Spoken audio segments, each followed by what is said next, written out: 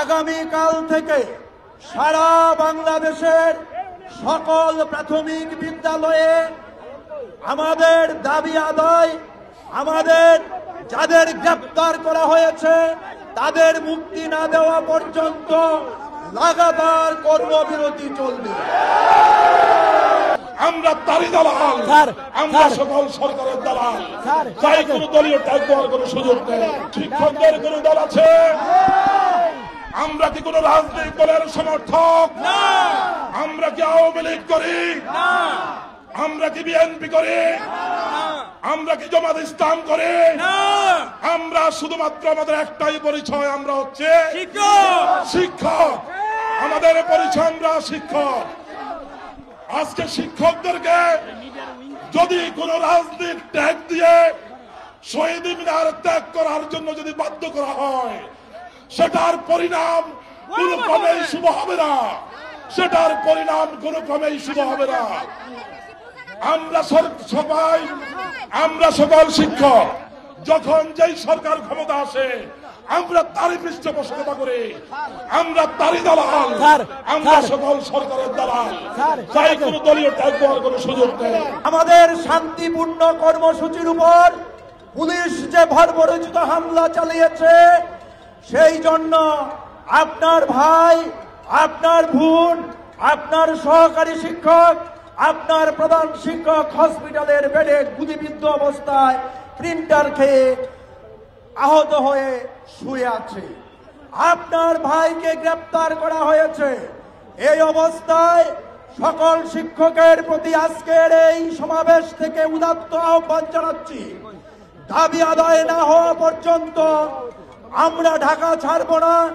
আপনারা ঢাকায় আসবেন।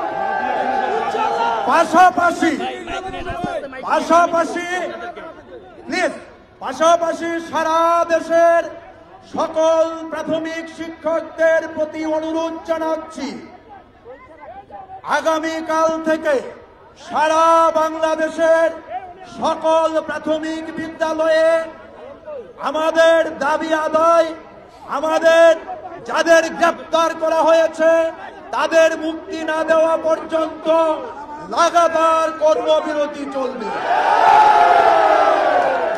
এতেও যদি দাবি আদায় না হয়, তারপর আমরা প্রয়োজনে তালাবদ্ধ ঘোষণা করব। কাজেই প্রেস মিডিয়া, ইলেকট্রনিক মিডিয়ার মাধ্যমে সারা দেশের সকল প্রাথমিক শিক্ষকদের আবারও অনুরোধ জানাচ্ছি, আপনার ভাই, আপনার বোন হাসপাতালে কাতরাচ্ছে গুলি খেয়ে। শান্তিপূর্ণ কর্মসূচির উপর পুলিশ হামলা করেছে।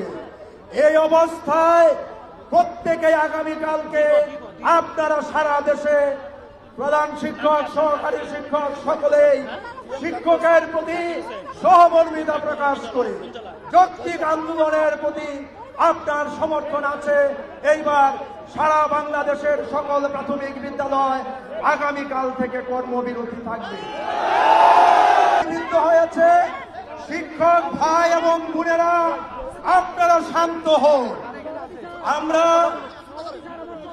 আমরা যারা এখানে আছি শহীদ মিনারে অবস্থান করব এবং সারা দেশের শিক্ষকদের প্রতি উদাত্ত আহ্বান জানাচ্ছি, আপনারাও নিজ দায়িত্বে শহীদ মিনারে এসে এই আন্দোলন কর্মসূচিতে শরীক হন। এবং আমার প্রিয় বোনেরা, আমাদের বোনেরা প্রায় 60%, 70%, আপনারা যারা আসতে পারবেন না তারা বিদ্যালয়ে লাগাতার কর্মবিরতি পালন করবেন। আমরা রাতে, আজকে রাত থেকে, এই মুহূর্ত থেকে এই শহীদ মিনারে অবস্থান করব। আপনারা রাজি আছেন?